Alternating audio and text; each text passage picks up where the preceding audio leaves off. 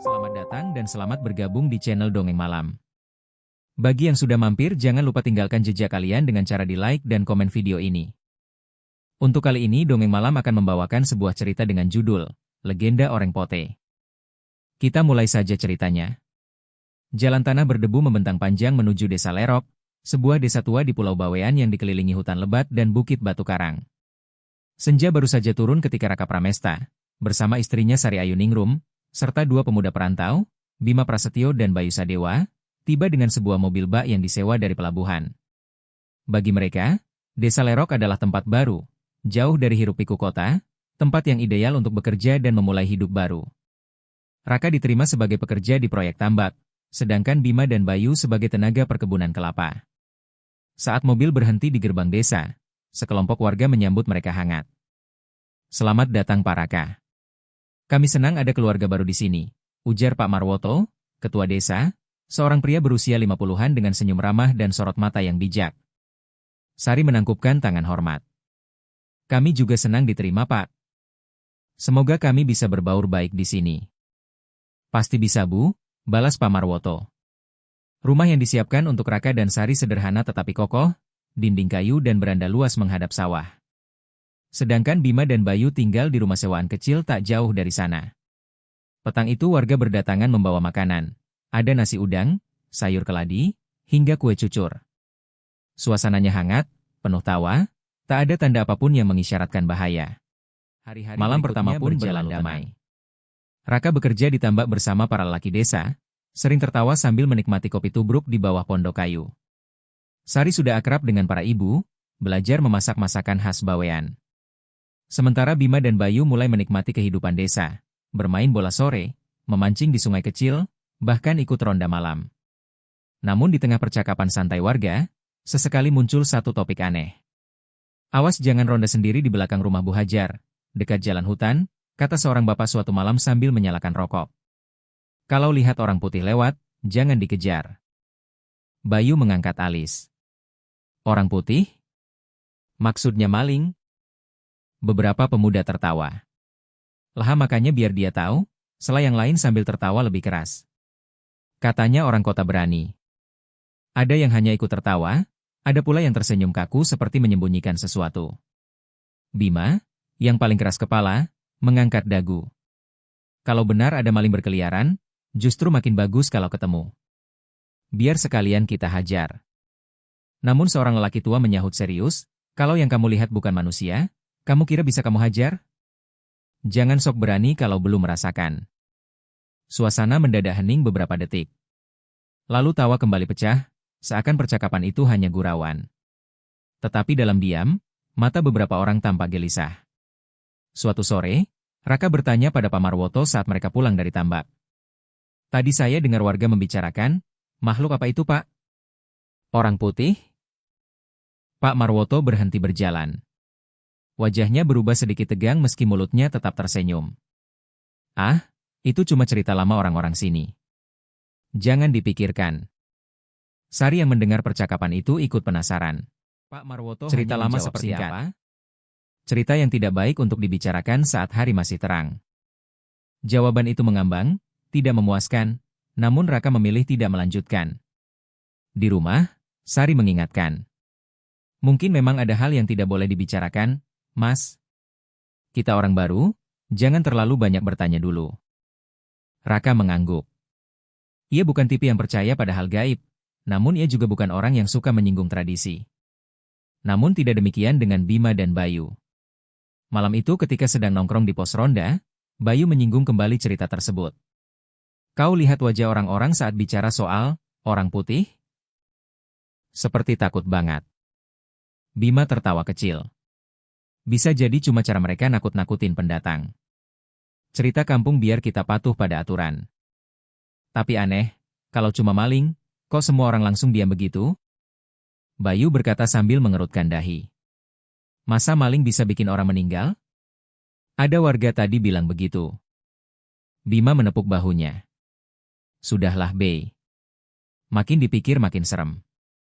Santai saja." Namun meskipun mereka tertawa, percakapan itu menempel di pikiran mereka, dan kelak, itu akan menyeret mereka ke dalam kengerian yang tak pernah mereka bayangkan.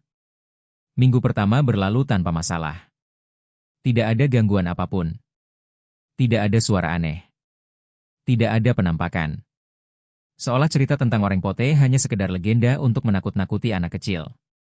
Tapi tepat malam ke-8, ketenangan desa Lerok mulai retak. Di pos ronda, para lelaki yang berjaga terguncang. Mereka melihat sesuatu lewat cepat di belakang rumah-rumah penduduk, seperti tubuh manusia berjalan namun seluruh kulitnya putih pucat seperti mayat. Rambutnya panjang, langkahnya pelan, dan ia tidak menoleh meski dipanggil. Tidak ada yang berani mengejar. Berita itu menyebar cepat keesokan harinya. Dan sejak malam itu, desa yang damai perlahan mulai berubah. Walau para pendatang belum menjadi pembicaraan besar. Udara lembab dan pepohonan di sekitar desa bergoyang pelan tertiup angin laut. Di pos ronda dekat pertigaan jalan sawah, suasana terasa lebih tegang dibanding biasanya. 4 lelaki berjaga malam itu. Awi, Darmin, Rambe, dan Bayu yang ikut ronda untuk pertama kalinya sebagai pendatang. Mereka duduk mengelilingi tungku kayu, mencoba mengusir dingin dan rasa kantuk. Percakapan tentang pekerjaan dan panen mengalir santai, hingga suara gemerisik terdengar dari arah belakang rumah Bu Hajar, tepat di wilayah yang disebut orang sebagai batas menuju hutan. Awi spontan berdiri. "Kalian dengar?" Tidak ada yang menjawab, tetapi semuanya bisa merasakan sesuatu bergerak di kegelapan. Rambe mengambil senter, mengarahkannya ke rerumputan tinggi. Sekilas, semua terlihat normal, sampai sesuatu berjalan perlahan melintasi cahaya senter.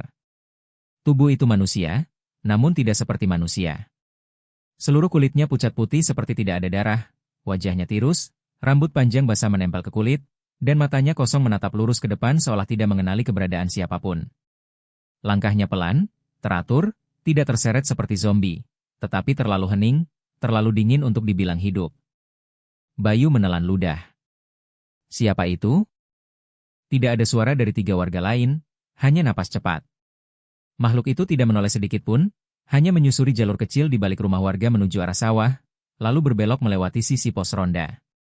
Mereka terpaku, terlalu takut untuk bergerak atau menegur. Sampai akhirnya Darmin memberanikan diri berteriak. "Oi! Siapa kau?" Namun sesaat setelah teriakannya terdengar, sosok itu hilang seolah menembus udara, padahal jaraknya hanya sekitar 2 meter dari mereka. Cahaya senter tak menemukan apapun kecuali rumput diam dan jalan setapak kosong. Tidak ada yang bernapas untuk beberapa detik.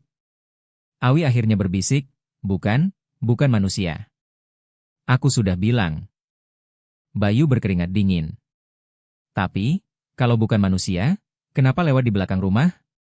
Kenapa seolah sedang jalan melintasi desa? Awi menjawab dengan nada getir, karena dia dulu manusia, tapi sudah bukan lagi. Malam itu ronda dihentikan sebelum waktunya. Semua pulang lebih awal, namun kejadian itu tidak tinggal di pos ronda. Berita menyebar ke seluruh desa sebelum matahari terbit. Pagi harinya, para pendatang dan warga berkumpul di balai desa. Bima datang paling dulu, wajahnya penuh rasa ingin tahu. "Bayu bilang kalian lihat sesuatu semalam? Benarkah?" Bayu tampak bimbang. Kata-katanya terbata, aku lihat. Kulitnya putih semua, jalannya pelan, terus hilang. Para ibu rumah tangga saling berbisik. Jangan-jangan, itu dia. Yang dulu muncul lagi. Raka datang bersama Sari, mencoba meredakan suasana. Mungkin itu maling.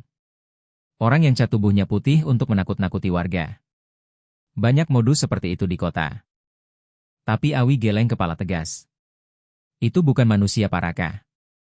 Tidak ada bayangan, tidak ada suara langkah, dan menghilang di depan mata. Namun tak semua warga percaya.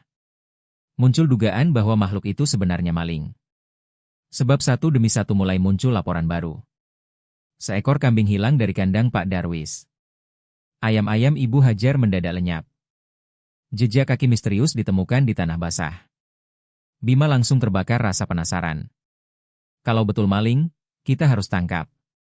Ini bukan urusan makhluk halus, ini kriminal. Bayu cemas menatapnya. Bim, kau tidak lihat yang kami lihat.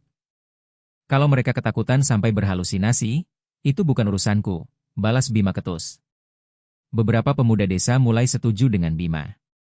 Mereka yakin rumor makhluk gaib hanya digunakan untuk membuat warga takut mendekati hutan yang mungkin dijadikan tempat persembunyian pencuri ternak. Pak Marwoto akhirnya bicara. Nada suaranya tegas dan dingin. Dengar baik-baik. Apapun yang kalian lihat semalam, jangan dikejar. Jangan dipanggil. Jangan dekat-dekat. Bima tertawa sinis. Pak, kalau terus menghindar, maling itu akan makin bebas. Pak Marwoto tidak mengubah ekspresi. Yang lewat semalam bukan maling. Bukan orang. Dan bukan sesuatu yang bisa kalian sentuh. Ruangan mendadak senyap. Ia menatap satu-satu wajah anak muda yang menantang. Aku memperingatkan kalian bukan untuk menakut-nakuti, tapi untuk menjaga nyawa kalian. Namun peringatan itu malah menyulut rasa penasaran sebagian warga. Ada yang terlihat takut, ada yang mulai percaya, tetapi ada juga yang tersenyum meremehkan. Di luar balai desa, Bima menepuk bahu Bayu. Kau mau percaya cerita hantu silakan. Aku cuma mau kebenaran. Bayu tidak membalas. Wajahnya kacau, ketakutan bercampur rasa malu karena dianggap pengecut. Namun Sari, yang diam sejak tadi, berbisik ke suaminya. Mas, aku merasa ada sesuatu yang disembunyikan warga. Raka hanya tersenyum menenangkan. Mungkin cuma mitos lama. Desa mana sih yang tidak punya cerita hantu? Sari tidak mengiyakan. Karena jauh di matanya, ada kecemasan yang belum pernah muncul sebelumnya sejak pindah ke Lerok. Malamnya, ronda dijadwalkan berjalan lebih ramai untuk mengejar pencuri ternak. Beberapa orang membawa tongkat, bahkan ada yang membawa pisau kecil. Namun tidak ada yang menyadari. Apa yang mereka cari sebenarnya sedang mencari mereka. Dan kemunculan pertama belum apa-apa dibanding apa yang akan terjadi jadi awal dari sesuatu yang jauh lebih gelap. Warga ronda berkumpul lebih banyak dari biasanya, sekitar 12 orang. Termasuk Bima, yang datang dengan penuh percaya diri dan membujuk Bayu untuk ikut.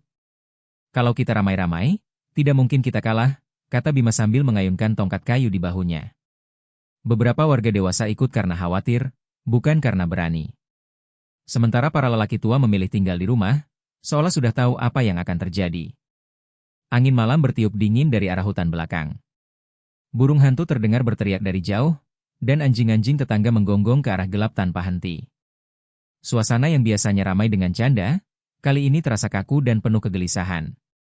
Sekitar pukul 11, suara ranting patah terdengar dari pekarangan rumah Pak Darwis, lokasi yang sama dengan hilangnya kambing.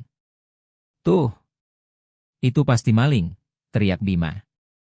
Tanpa menunggu aba-aba, ia langsung berlari. Beberapa pemuda mengikutinya, meski setengah ragu. Bayu terpaksa mengejar karena tidak ingin meninggalkan sahabatnya sendirian. Mereka berlari ke arah suara. Di belakang kandang, samar-samar terlihat sosok putih sedang berdiri membelakangi mereka. Tubuhnya membungkuk seolah sedang memegang sesuatu di tanah. Lampu senter menyorot tepat ke punggungnya.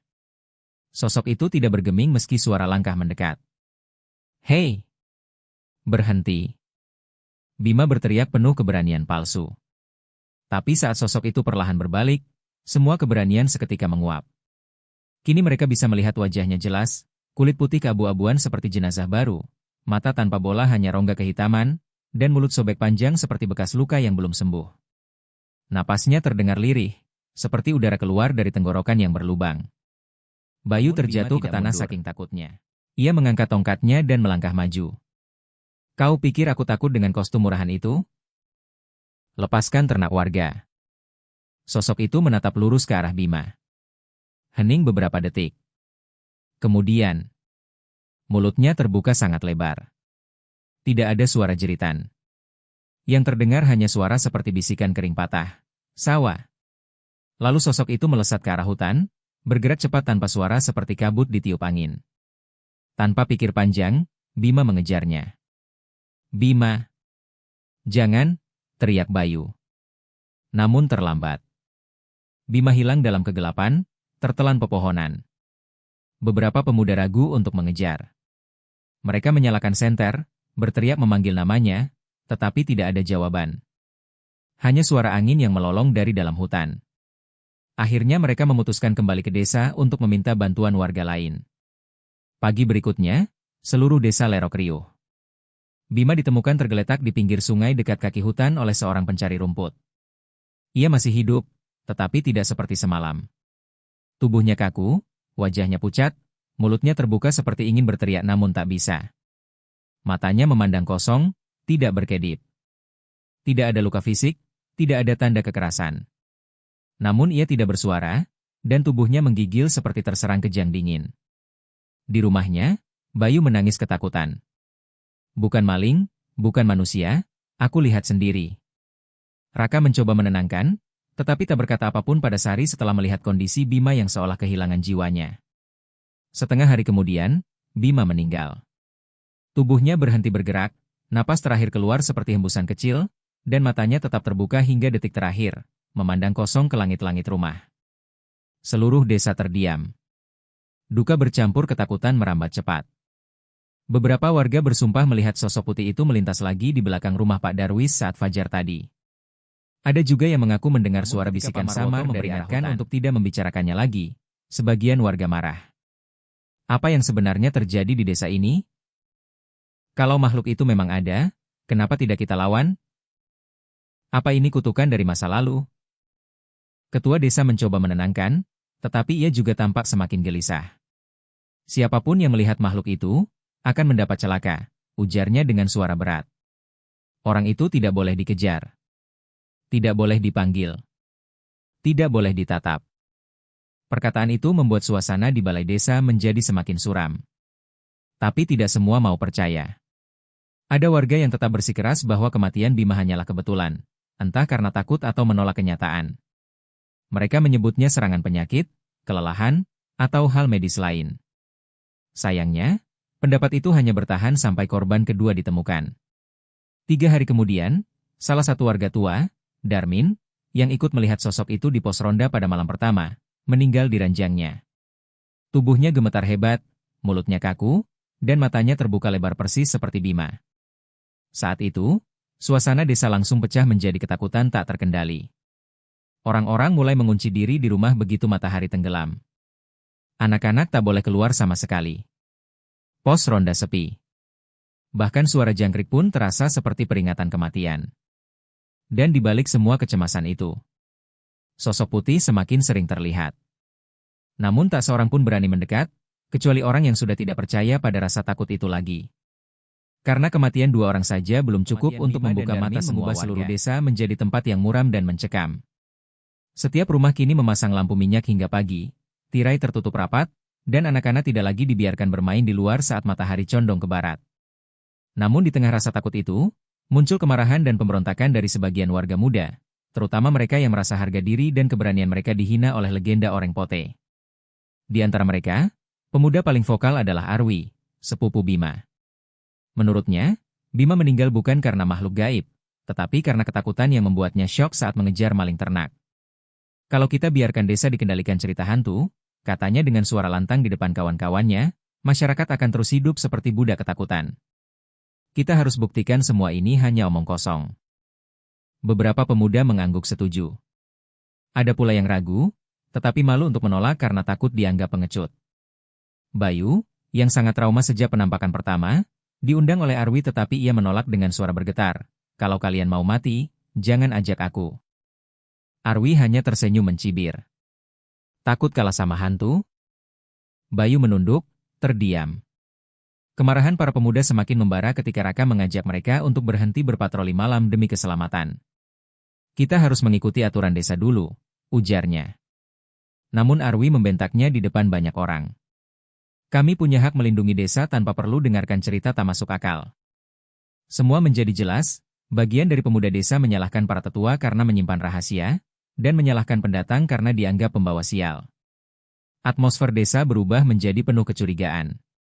Malam itu, meski seluruh warga diminta mengunci pintu, 6 pemuda diam-diam berkumpul di pos ronda.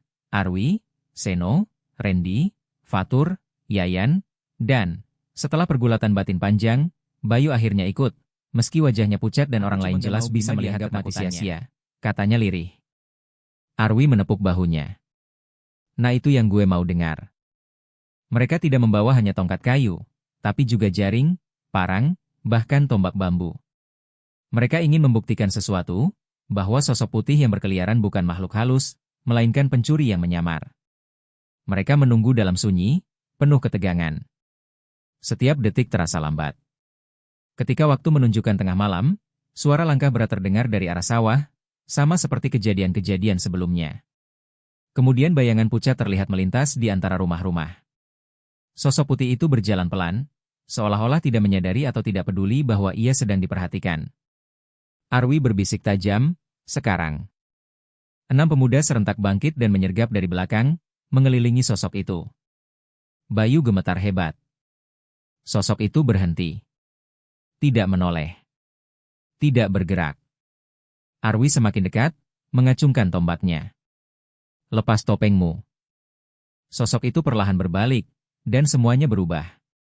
Wajahnya lebih mengerikan dari cerita manapun. Kulitnya semakin pucat seperti kertas lembab, rahangnya turun tak wajar seakan digantung, matanya hitam berlubang seolah terbakar, dan tubuhnya mengeluarkan aroma busuk yang menusuk seperti bangkai lama. Bayu berteriak ketakutan dan mundur. Tapi Arwi, dalam amarah dan ego yang membutakan, menikamkan tombak tepat ke dada makhluk itu. Dan terjadi hal yang tidak terbayangkan. Tombak itu masuk, tetapi sosok putih tersebut tidak terjatuh. Tidak ada darah. Tidak ada suara. Tidak ada reaksi seperti manusia. Sebaliknya, tubuh makhluk itu menempel pada tombak, merayap ke arah Arwi seperti asap yang menyusup sepanjang bambu. Arwi melepaskan tombak dan berlari mundur, berteriak histeris. Tangan makhluk itu mencengkram kepalanya. Kulitnya menempel seperti lendir dan meresap ke wajah Arwi. Jeritan Arwi menggema begitu keras hingga lampu dari beberapa rumah menyala. Tubuhnya bergetar hebat, seolah-olah seluruh ototnya kejang dalam satu waktu.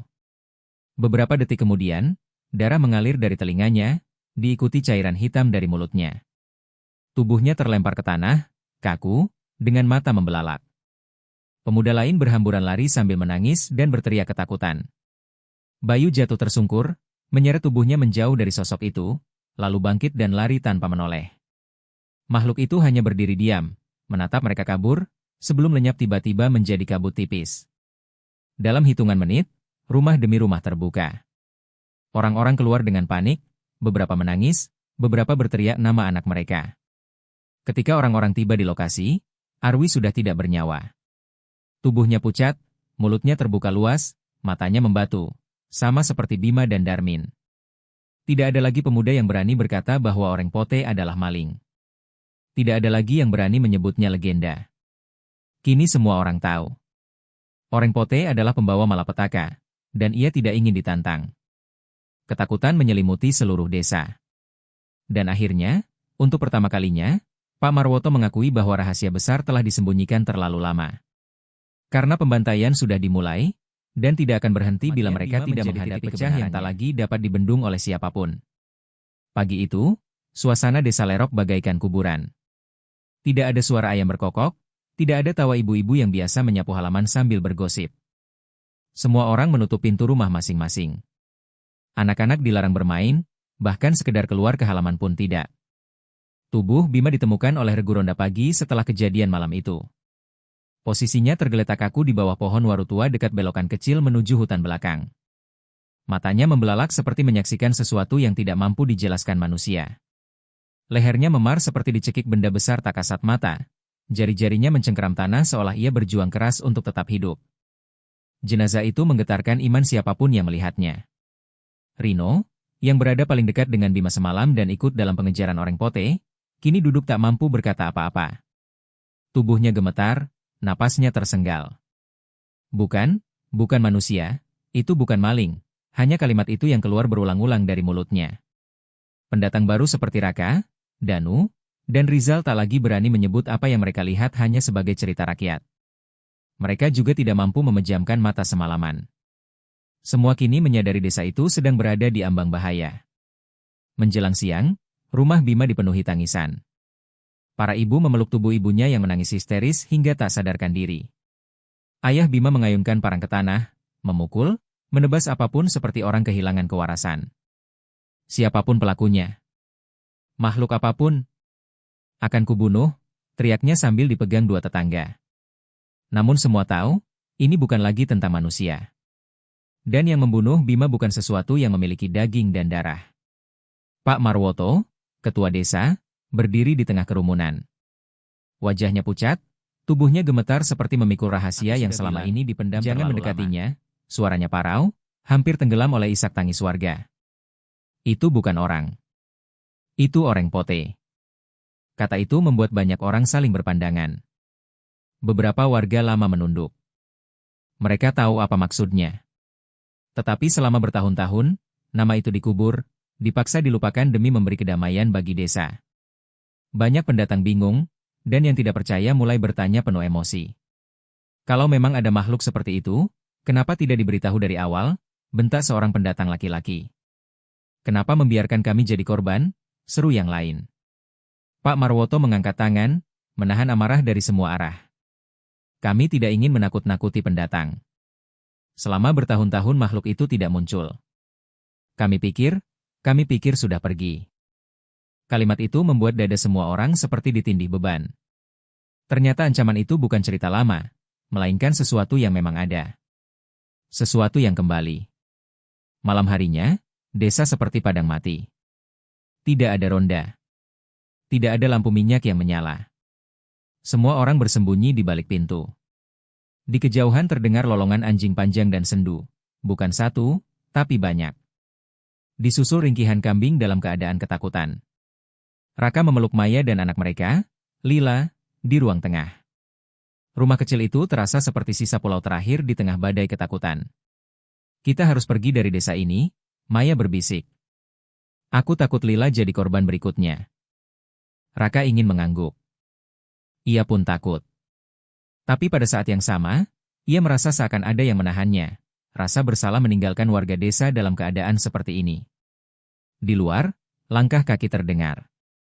Denting pelan melintasi jalan tanah. Siapapun yang mendengarnya tahu, itu bukan suasana makin kacau. 2 kambing milik Pak Kardi ditemukan mati tanpa darah. Sementara itu, warga melihat sosok putih pucat berjalan di pematang sawah saat fajar menyingsing. Tidak menoleh, tidak menatap, hanya berjalan seperti orang tak bertubuh. Ketegangan mencapai puncaknya ketika Bu Siti, seorang ibu parubaya, berteriak histeris karena menemukan suaminya tidak bernyawa di dapur. Bibirnya membiru, bola matanya menghadap ke atas, sama seperti korban lainnya. Orang-orang berkerumun di halaman rumahnya. Tidak ada yang bicara. Tidak ada yang berpikir. Semua hanya takut. Aku tidak mau satupun warga mati lagi, kata Pak Marwoto dengan suara hampir patah. Ia menutup wajahnya sejenak, lalu menatap semua warga dengan tekad terakhir yang tersisa. Sudah waktunya kita memanggil beliau. Semua orang tahu yang ia maksud, satu-satunya orang pintar yang pernah berhasil menghadapi fenomena ini puluhan tahun lalu. Kalau beliau masih hidup, ujar seorang tetua lirih. Kita tidak punya pilihan, balas Pak Marwoto. Kalau kita tidak bertindak, desa ini akan jadi tanah kuburan. Keputusan diambil. Para lelaki berkumpul, seluruh rasa ego, gengsi, dan keraguan lenyap karena tersisa satu hal saja, menyelamatkan diri dan keluarga. Raka akhirnya ikut. Bukan karena merasa berani, tapi karena kini ia benar-benar ketakutan dan ingin menyelamatkan Maya serta Lila. Menjelang siang, Pak Marwoto bersama 7 lelaki terpilih termasuk Raka, Danu, dan Rizal berangkat menuju desa seberang, tempat orang pintar terakhir itu diyakini tinggal. Tidak ada yang tahu apa yang menunggu mereka nanti, tapi satu hal pasti. Jika mereka gagal, desa Lerok tidak akan punya masa depan.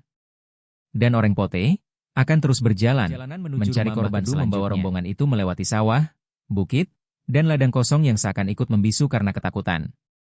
Tidak ada burung berkicau, tidak ada suara angin menggoyangkan daun bambu.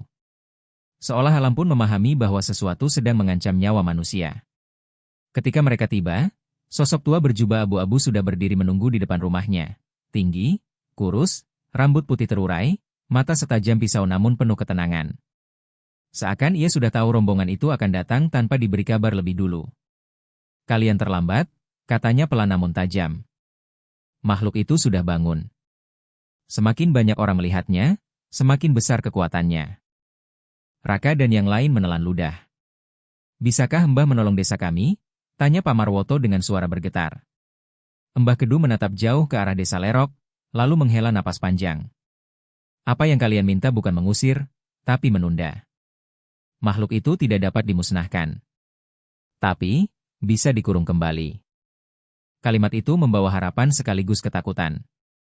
Tanpa banyak bicara, Mbah Kedu kembali ke dalam rumah dan mengambil sebuah tas besar berisi benda-benda ritual. Kendi berisi air hitam, benang merah darah ular, dupa pandan, dan satu tongkat kayu hitam berukir simbol kuno. Lalu ia menatap semua orang. Kita berangkat. Tapi aku peringatkan, siapapun yang berteriak, melawan, atau berlari selama ritual berlangsung, akan mati pertama. Tidak ada yang membalas.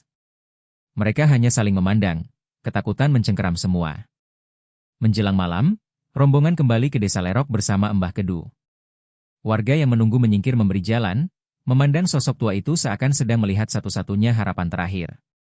Mbah Kedu berjalan tanpa ragu menuju batas desa, tepat sebelum hutan belakang. Hutan itu gelap tak wajar, pepodoknya saling bersilang hingga cahaya bulan pun tak dapat menembus. Udara di sana dingin seperti musim kematian. Hutan ini, ujar Mbah Kedu. Tapi ingat, saat ritual berjalan, dia akan mencoba menakuti. Jangan percaya apapun yang kalian lihat. Raka merasakan kakinya lemas. Ia ingin pulang ke rumah dan memeluk istri serta anaknya saja. Tapi ia sudah sejauh ini, mundur bukan pilihan. Tongkat ritual ditancapkan ke tanah. Mbah Kedu mulai membacakan mantra kuno dalam bahasa Bawean lama yang bahkan warga desa pun tak mengerti. Napasnya ritmis, suaranya seperti berasal dari masa lain. Tiba-tiba angin bertiup sangat kuat. Pohon-pohon bergoyang. Tanah bergetar. Suara dengusan menyebar dari dalam hutan, rendah, berat, seperti napas makhluk yang merindukan darah. Rino mulai pucat. Rizal bergetar sambil memegang dada. Pak Marwoto menutup telinga, kesakitan. Lalu, muncul. Dari gelap hutan, sesuatu melangkah keluar. Sosok putih. Tubuhnya sangat kurus, kulitnya sepucat kapur, rambutnya panjang terurai, kaki tidak menyentuh tanah. Matanya, kosong, gelap, seperti lubang kematian. Oreng Pote. Ia melayang perlahan ke arah mereka, tidak berlari, tidak menjerit, hanya mendekat seperti orang yang sangat yakin semua manusia ini akan mati pada waktunya. Danu berteriak ketakutan. Diam, bentak Mbah Kedu. Kalau kau berteriak lagi, kau mati. Makhluk itu berhenti sesaat, seolah mendengar ritual itu. Lalu mulutnya membuka, mengeluarkan suara lengking yang bahkan tidak terdengar seperti suara manusia atau hewan. Seperti raungan penderitaan ratusan jiwa. Rizal langsung memejamkan mata dan menangis. Raka menggertakkan gigi, menahan tubuhnya agar tidak lari. Mbah Kedu memperkeras mantranya, menghantam tanah dengan tongkat berkali-kali. Simbol merah mulai terbentuk di sekeliling area ritual. Garis lingkaran yang bercahaya bagai bara neraka. Tubuhnya memanjang tak wajar, wajahnya berubah, matanya membesar hitam pekat, jarinya menjulur seperti kuku mayat. Ia menerjang ke arah mereka. Namun sebelum tubuhnya menyentuh lingkaran ritual, seolah terbakar oleh dinding tak terlihat. Ia meraung. Suaranya mengguncang bumi. Pohon-pohon berjatuhan. Udara terasa seperti diseret keluar dari paru-paru manusia. Beberapa pemuda menjerit, tapi bukan karena takut, karena suara itu membuat telinga seperti robek. Raka hampir kehilangan keseimbangan ketika makhluk itu menubruk dinding ritual berulang kali. Seakan ingin memecahkannya, membunuh semuanya. Mbah Kedu mengangkat kendi berisi cairan hitam lalu memecahkannya ke tanah sambil berteriak. Kembali ke asal. Jangan melangkah ke dunia manusia. Sinar merah menyala sangat terang. Hutan seperti menyerap makhluk itu secara paksa. Oreng Pote menghilang perlahan, ditarik ke dalam tanah, sambil mengeluarkan raungan terakhir. Kemudian semuanya berhenti. Tidak ada suara. Tidak ada angin. Tidak ada gerakan. Hanya senyap. Raka jatuh terduduk. Nafas semua orang kacau. Tubuh Danu hampir pingsan. Rizal menangis terseduh-seduh. Mbah, apakah sudah selesai? Tanya Pak Marwoto dengan suara kecil. Mbah Kedu menggeleng pelan. Belum selesai. Bukan musnah, hanya terkurung. Garis ritual ini harus dijaga. Tidak boleh ada yang masuk ke hutan belakang. Selamanya. Semua orang terdiam, menyadari desa mereka mungkin selamat, namun ada harga yang harus dibayar. Hutan belakang akan menjadi penjara makhluk itu, dan jika suatu hari ada yang melanggarnya. Mbah Kedu menatap mereka satu persatu sambil berkata, Desa Lerok boleh hidup, asal tidak ada yang membangunkannya lagi. Desa Lerok seperti bangun dari mimpi buruk panjang. Tidak ada lagi penampakan makhluk putih pucat. Tidak ada lagi kematian misterius. Tidak ada suara lengkingan atau hewan ternak terbunuh. Warga perlahan mulai keluar rumah, kembali bekerja di sawah, berjualan di warung, dan anak-anak kembali bermain di halaman. Maya untuk pertama kalinya tersenyum lagi ketika memeluk Raka yang baru kembali dari pos ronda. "Aku takut malam itu akan jadi malam terakhir kita," bisiknya. Raka hanya mengusap kepala istrinya, tak mampu berkata apapun. Sebab ia tahu, hanya sedikit saja yang salah waktu itu, mereka semua mungkin sudah jadi mayat. Sebagai bentuk perlindungan, wilayah hutan belakang ditandai pagar bambu dan papan peringatan.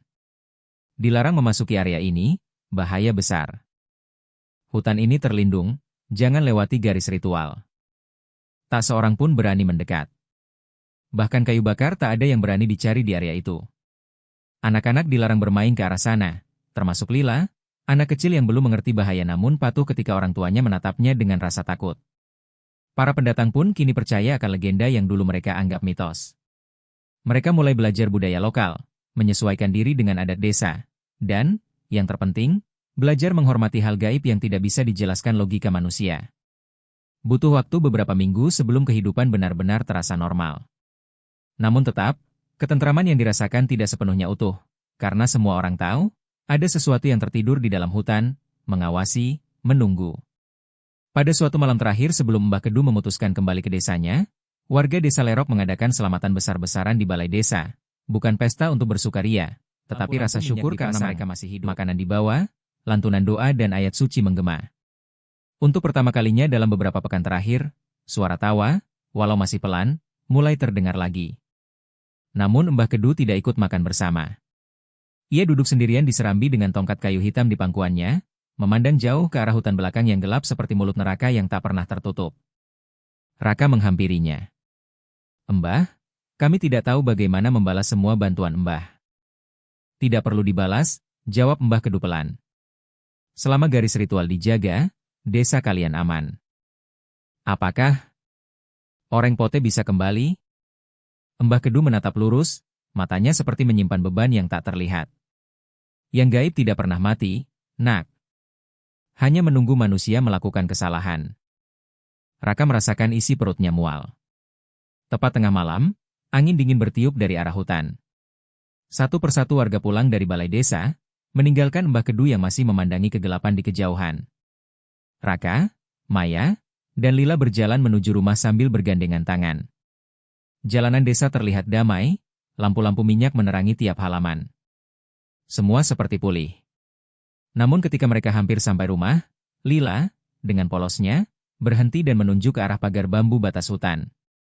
"Ayah," katanya sambil mengerutkan dahi. "Siapa wanita putih itu?" Raka dan Maya langsung mematung. Tubuh mereka seakan membeku dari ujung rambut hingga kaki. Perlahan, sangat perlahan, mereka menoleh ke arah yang ditunjuk anak mereka.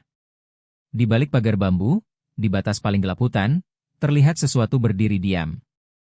Tubuh tinggi, kurus, pucat. Tidak bergerak. Tidak melayang. Hanya berdiri, seperti patung kematian menunggu seseorang melanggar garis ritual. Raka memeluk Lila erat-erat dan menutup wajahnya, sementara Maya menahan teriakan yang hampir pecah. Mereka berbalik dan berjalan cepat menuju rumah tanpa menoleh. "Kenapa kita pergi? Tadi tante itu manggil aku." Raka hampir menangis mendengarnya. "Tante itu bukan manusia," ucapnya serak. Malam itu mereka tidur saling berdekapan tanpa mematikan lampu. 3 hari kemudian, Mbah Kedu meninggalkan desa Lerok. Sebelum pergi, ia berkata satu hal terakhir kepada Pak Marwoto. "Kalau kalian menganggap makhluk itu sudah hilang, maka itulah saat kehancuran dimulai." Sejak itu, warga tidak pernah lagi menyebut nama Oreng Pote. Mereka membiarkan waktu mengubur cerita itu kembali, sama seperti dulu. Anak-anak hanya diberi satu nasihat. Jangan pernah masuk hutan belakang. Jangan sekalipun menoleh kalau ada yang memanggil namamu di sana. Beberapa generasi mungkin akan terlena. Beberapa orang mungkin akan mulai meragukan kembali. Dan pada hari ketika ada orang yang membuka pagar itu, entah karena penasaran, tantangan, atau kesombongan, desa Lerok akan jatuh lagi dalam mimpi buruknya. Untuk saat ini, desa aman. Tetapi ketentraman itu bukanlah kemenangan, melainkan kesepakatan dengan kegelapan. Dan jauh di dalam hutan belakang, di balik pepohonan hitam yang saling menjerat, sepasang mata pucat menunggu dalam diam. Menunggu manusia membuat kesalahan. Terima kasih sudah mengikuti cerita sampai akhir. Untuk cerita dengan judul Legenda Oreng Pote berakhir di sini. Akan banyak lagi cerita-cerita menarik yang akan dibawakan Dongeng Malam. Jadi silahkan di-subscribe channel ini agar tidak tertinggal cerita-cerita menarik dari video berikutnya. Dan jika kalian suka dengan cerita-cerita seperti ini, silahkan di-share video ini agar channel ini bisa lebih berkembang lagi.